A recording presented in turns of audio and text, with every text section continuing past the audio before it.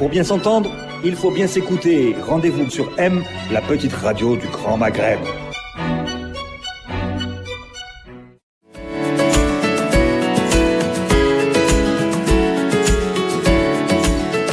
Retrouvez Dr M avec Masservie.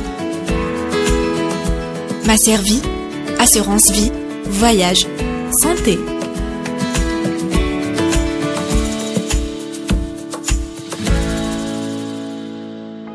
Bonjour à tous, ravi de vous retrouver pour une nouvelle émission Dr M, une émission autour de la santé et du bien-être. Aujourd'hui, nous avons le plaisir d'accueillir Dr Beshka Radia, médecin spécialiste en oncologie médicale. Bonjour docteur. Merci de m'avoir invité. Merci à vous d'avoir accepté notre invitation. Aujourd'hui, nous allons parler du cancer du poumon.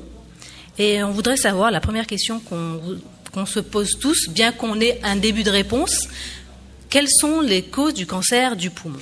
Mis à part le tabac, bien sûr, que tout le monde connaît. Est-ce que vous pouvez nous donner plus de détails sur le cancer du poumon ? Ok. Donc, les causes du cancer du poumon, il faut savoir que plus de 80% du cancer du poumon, il est à cause du tabac. D'accord. Donc, que ce soit le tabac actif ou passif. Donc, le tabac actif, c'est la personne qui fume en elle-même. Donc, dès qu'elle commence à fumer à un jeune âge, ou dès la quantité elle est vraiment importante, il y a un risque d'avoir un cancer du poumon.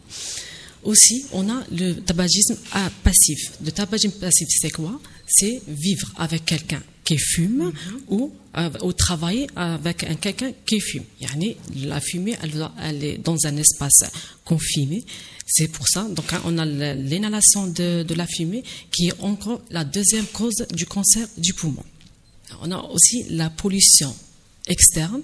Donc la pollution externe qui peut, donc on a des particules dans l'air, des particules fines dans l'air. On a le plus connu, c'est les particules fines du diesel, du moteur de diesel. Okay. Donc ils sont connus aussi pour être cancérigènes. C'est pour ça qu'on voit dans les pays développés qui sont en train de faire des mesures pour diminuer ces particules dans l'air. On a aussi la pollution interne. À l'intérieur de la maison. Voilà, à l'intérieur de la maison.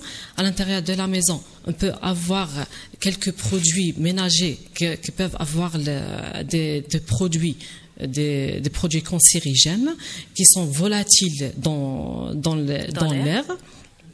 On a aussi les expositions professionnelles, telles que l'amiante, les radiations ionisantes. Ceux aussi peuvent causer du cancer. On a une prédisposition génétique. Donc, c'est déjà, il y a des cas dans la famille qui ont des cancers du poumon ou d'autres types de cancers. On peut avoir aussi le cancer du poumon.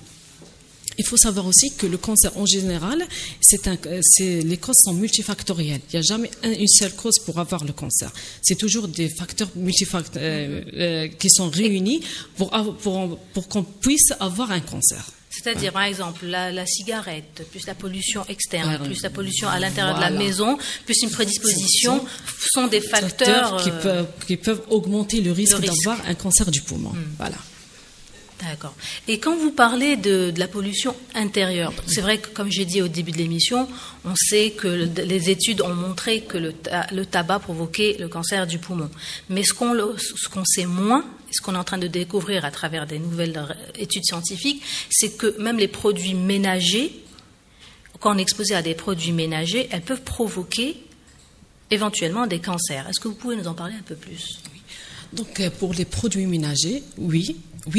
Donc, dans le sens où elles contiennent des substances cancérigènes, mais à faible dose, qui sont déjà connues et sont nommées sous les composants organiques volatiles. On peut nommer, par exemple, l'acétylaldéhyde, on peut le formaldéhyde, le benzène, sont surtout retrouvés dans les détergents, dans tout ce qui est désodorisant, tout ce qui est parfumé, tout ce que là où on sent le parfum, elles sont là. Par exemple, dans les bougies parfumées, dans l'essence, là. Même dans les bougies parfumées. Oui, les bougies parfumées. Quand on les brûle, ça dégage le benzène. Le benzène est connu comme composant cancérigène à un grade 1. D'accord, ok. Donc là, ce sont des composants, des composants sont déjà connus comme cancérigènes. C'est vrai qu'il n'y a pas vraiment une étude qui montre cause à effet qu'ils font le cancer du poumon, mais les études déjà, la dernière étude publiée, c'est une étude norvégienne, elle a été publiée en février, elle montre déjà qu'elle peut avoir les mêmes effets comme fumer 20 paquets, un paquet par jour pendant 20 ans. Oui, non, c'est vrai que c'est assez donc c'est ce qui va causer des dommages sur les poumons. D'ailleurs, dans l'étude, elle a montré déjà la cause de l'asthme, produits ménagers. Et asthme sont déjà connus. Donc les études, il y a des études scientifiques qui sont formées sur la cause de l'asthme, qui endommagent aussi à fur et à mesure les poumons, et peut-être avec le temps, on aura la certitude d'avoir un cancer du poumon à partir de ces produits ménagers. D'accord, ok. Et est-ce qu'on peut lire dans les emballages des produits ménagers comme quoi il y a ce genre de produits? C'est-à-dire, est-ce qu'on peut les filtrer finalement, histoire de ne pas les acheter et d'acheter d'autres produits qui sont moins, où il y a moins des composants cancérigènes? Bon, il faut savoir que chaque détergent, chaque désodorisant, il doit contenir ces... Ah oui, donc il n'y a pas des... oui, peut-être ils contiennent moins de quantité. Donc quand on lit les composants, c'est vrai que des fois ils décrivent comme des fois ils ne décrivent même pas les composants. Il y a des signes qui peuvent vous dire que c'est danger, que c'est... Mais on ne peut pas avoir vraiment la certitude. Donc de préférence, c'est d'utiliser de l'eau, du vinaigre blanc. Oui. Comme ça, on peut éviter beaucoup d'expositions. Oui. Sinon, si on veut vraiment utiliser ces produits, on peut aérer la maison et les utiliser de temps en temps. On n'est pas obligé de les utiliser chaque jour. Et aussi, on n'est pas obligé d'utiliser un produit pour chaque partie de la maison, par exemple. Voilà, et il ne faut pas aussi mélanger les produits ensemble. Voilà. Parce que quand on mélange les produits ensemble, ça crée des composants chimiques aussi toxiques pour la santé et qui sont respirés dans l'air. Tout à fait. Donc, en fait, voilà, la prévention, c'est déjà d'utiliser des produits naturels. Voilà. On peut utiliser aussi le bicarbonate de soude. On peut la diluer dans l'eau et faire un petit ménage avec ça. Donc, on n'est pas obligé d'utiliser chaque jour tout ce qui est ces produits ménagers chimiques. Tout à fait. Désolée, question peut-être un petit peu bête, mais l'eau de Javel aussi, il est... Oui, l'eau de Javel rentre aussi dans les composants majeurs. D'ailleurs, elle a été étudiée dans cette étude norvégienne et qui a causé aussi, elle était parmi les causes de l'asthme. Ouais, justement, on a tendance à croire que l'eau de Javel, il est sain. Je sais pas, pour nous, voilà, c'est quelque chose c'est tellement inscrit dans nos habitudes que pour nous, non, c'est un seul produit, alors que c'est un produit comme les autres, aussi toxique que tous les produits ménagers finalement. Bon, il faut noter que la maison n'est pas aussi sale pour utiliser tous ces produits quand même. On les utilise dans les hôpitaux, dans les régions ou dans des places qui sont très sales, qui nécessitent ça. Mais dans la maison, je suppose qu'elle n'est pas aussi sale pour utiliser tous ces produits ménagers. Oui, c'est ça. Parce que quand on dit, voilà, l'eau de Javel, il désinfecte, on est bien content, mais finalement, il désinfecte, mais il désinfecte même nos poumons apparemment. D'accord, ok. Donc voilà, c'est ça, mieux vaut aller... Mais là où je suis très très étonnée, c'est par rapport aux bougies, l'encens. Pourtant, Alors, est-ce que la bougie en elle-même, elle dégage une odeur sans l'allumer, ou bien c'est en allumant que le... Non, c'est en allumant. Voilà. D'accord. Parce que c'est en allumant qu'on sent déjà le parfum. C'est ce parfum qui est composé par les benzènes. D'accord. Okay. Et je pense aussi que donc pour les garder en bon état, il utilise aussi le plomb sur les fils. Et le plomb aussi, il est connu comme cancérigène. D'accord. Finalement, nos produits, c'est plus pollué à l'intérieur de la maison qu'à l'extérieur, finalement. Oui, on peut avoir, oui. Voilà, c'est ça. Les maisons sont vraiment polluées par rapport à l'extérieur. Oui, voilà. Complètement. Bon, je ne sais pas si c'est des idées reçues, mais il paraît qu'il y a des plantes qui absorbent les mauvaises qui désinfectent la maison. Là, j'en sais pas trop. D'accord, voilà. Ok. Bon. Enfin, voilà. C'est vrai qu'en général, on dit que les plantes, elles sécrètent elles sécrètent, je ne sais pas comment vous dire, mais en tout cas, il paraît que les plantes, elles absorbent. Maintenant, reste à vraiment à prouver. Voilà, reste à prouver, oui. Donc, est-ce que les hommes et les femmes sont plus exposés de la même façon au cancer du poumon, et surtout, est-ce qu'ils sont exposés? Bon, on s'en doute, mais est-ce qu'ils sont égaux? C'est-à-dire, est-ce que l'organisme de la femme ou de l'homme est le même par rapport à la maladie? Est-ce qu'il reçoit la maladie de la même façon? Ok. Donc là, pour vous dire, il n'y a pas une grande différence entre le corps de la femme et le corps de l'homme dans le cancer du poumon. Il faut savoir que, puisque la cause principale du cancer du poumon, c'est le tabac, donc c'est sûr qu'on va retrouver, c'est la population qui fume plus, qu'elle va avoir beaucoup plus du cancer du poumon. D'autant plus, dans l'Algérie, c'est les hommes qui fument plus. D'après les études officielles, en tout cas. Voilà. Voilà. Disons, puisque c'est après, donc il faut avoir au moins 20 ans pour développer le cancer. Donc l'ancienne génération, c'est beaucoup plus les hommes qui fument plus que les femmes. Donc c'est pour ça, actuellement, on a plus de cancer du poumon chez l'homme que chez la femme.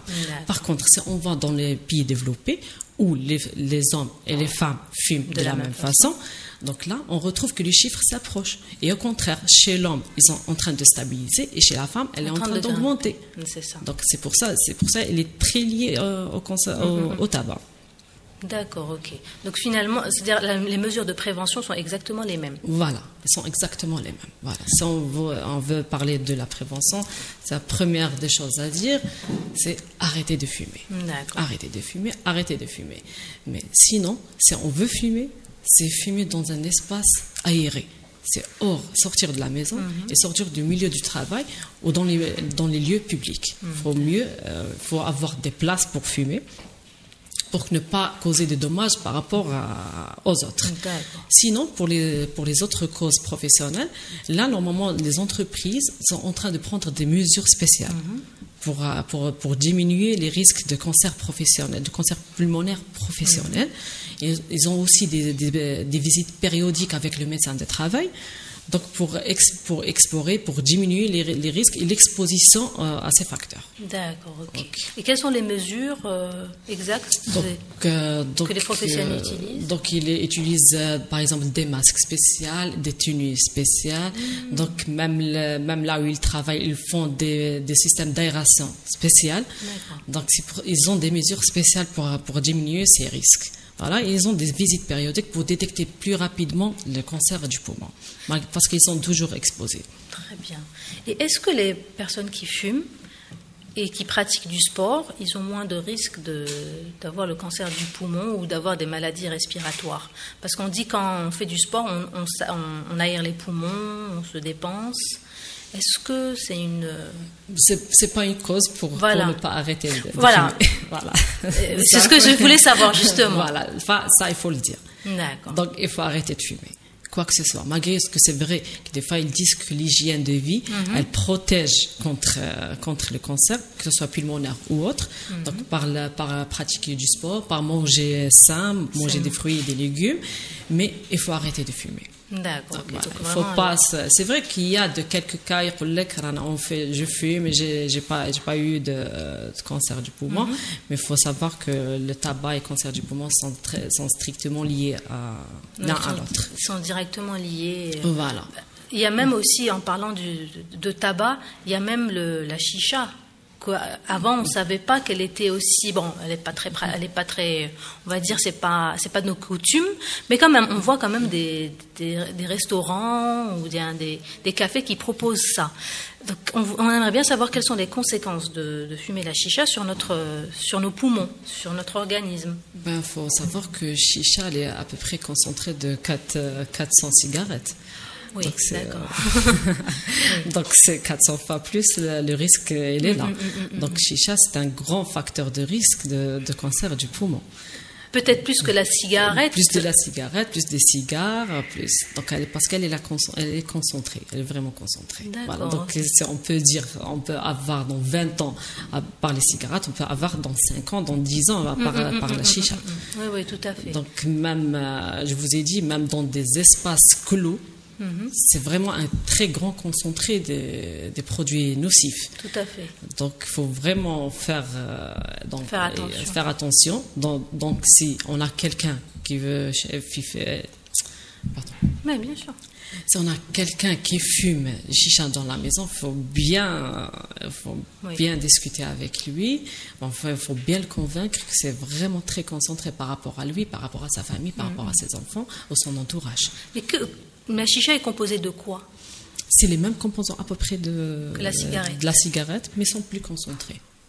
Voilà.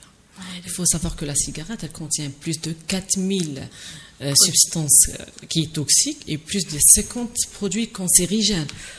Déjà selon l'OMS.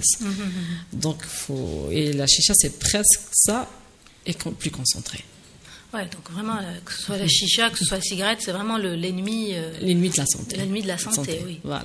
Donc, il faut savoir, si on arrête chicha et on arrête la cigarette, on peut éviter jusqu'à 80% du cancer du poumon. Il faut savoir aussi que chez l'homme, il est le premier cancer. Ah oui, en Algérie? Oui. En Algérie, oui. D'accord, oui. Okay. En Algérie, c'est le premier cancer chez l'homme. Donc on peut arrêter, si on arrive à arrêter on évite jusqu'à 80% de cas de cancer. Donc déjà, il sera classé parmi les derniers. Complètement, c'est déjà énorme. Voilà. Et la corrélation entre la cigarette et le café, c'est deux excitants. Est-ce que le fait de les associer les deux pourrait être contre-indiqué? Donc la contre-indication majeure, c'est pas par rapport à l'association, c'est par rapport à la cigarette. D'accord, donc prendre un café, parce qu'on voit très souvent, on se dit quand même le café, bon, il est reconnu le café comme quoi c'est un bon stimulant, voilà. Mais il me dit peut-être associé avec la cigarette, ça peut faire un... Ouais, c'est sûr que ça va provoquer, donc c'est les composants. Non, mais il n'y a pas vraiment une étude qui dise que... Donc il n'y a pas de... C'est toujours la cigarette qu'on doit l'arrêter. Très bien. Maintenant, pour revenir aux produits ménagers, on parle, c'est vrai qu'on parle des adultes, mais on parle rarement des enfants qui absorbent les particules des produits ménagers. Comment on pourrait sensibiliser les mamans pour qu'elles utilisent d'autres produits finalement pour se préserver elles et pour préserver sa famille, ses enfants, surtout les enfants, parce que ils sont en pleine leur corps il est en pleine construction. Donc voilà. Comment on pourrait les sensibiliser?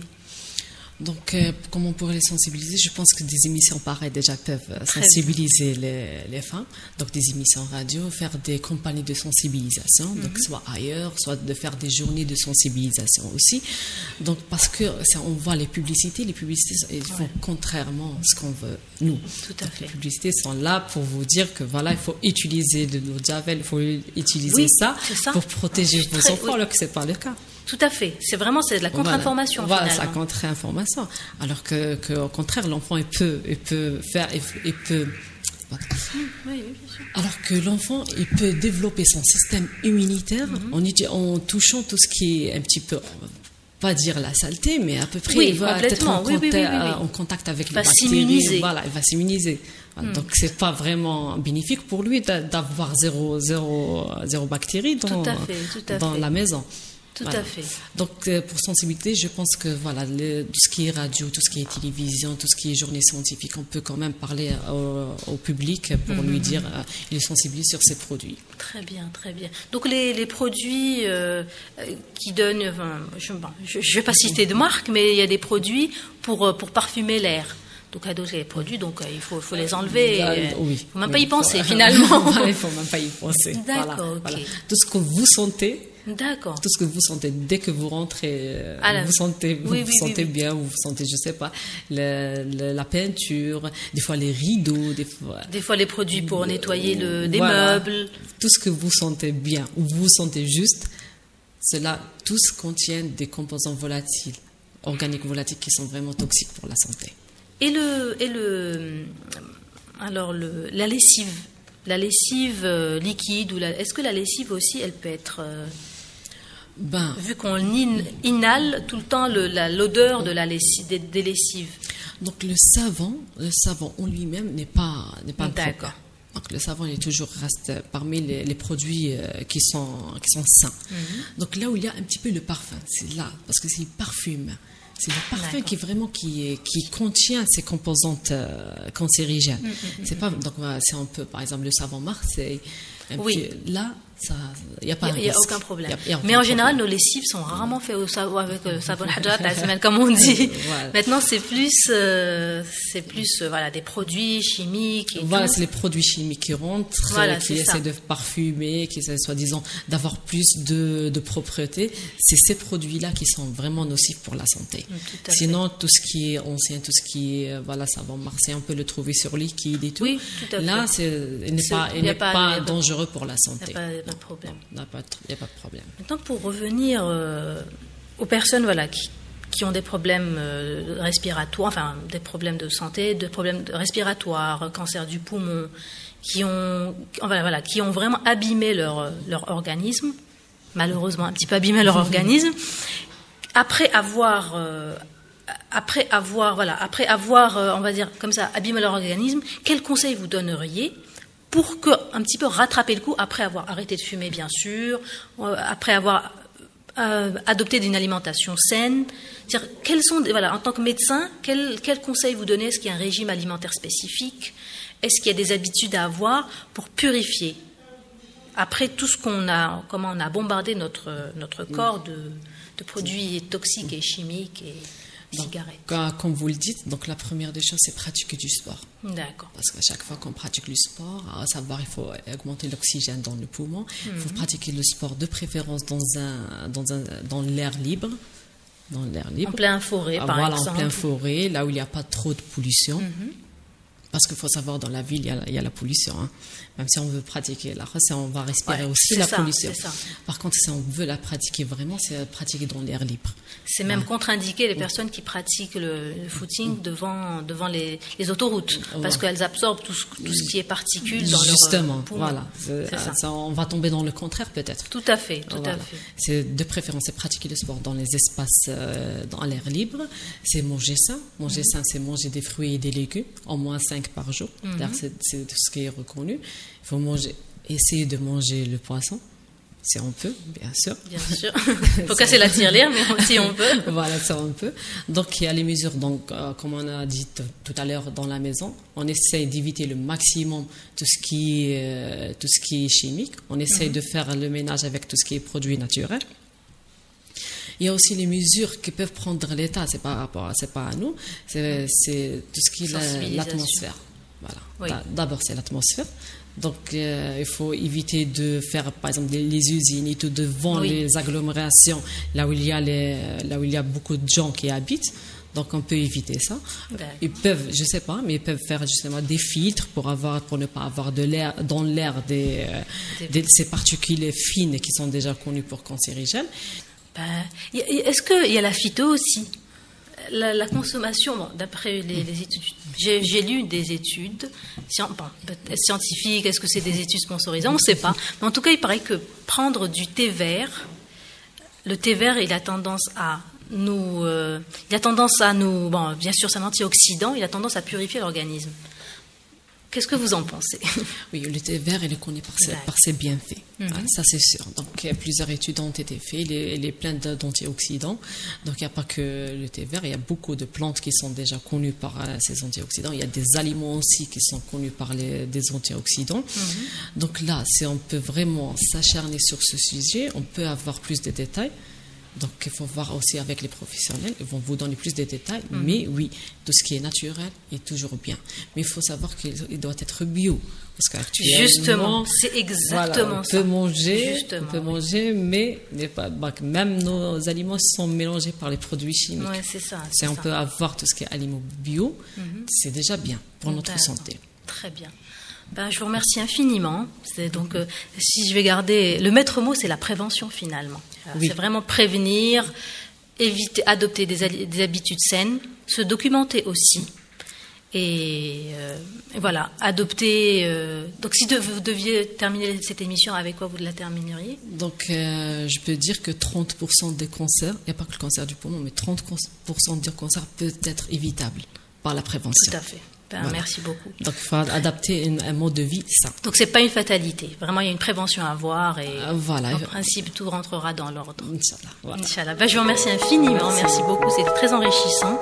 Retrouvez la diffusion de l'émission sur les réseaux sociaux et sur le site Radio M radio-m.net, le tiré du 6, et bon, sur Twitter, Facebook, Instagram, et à la semaine prochaine.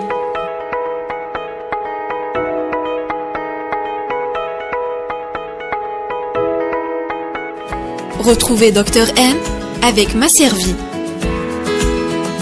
Masservie, assurance vie, voyage, santé.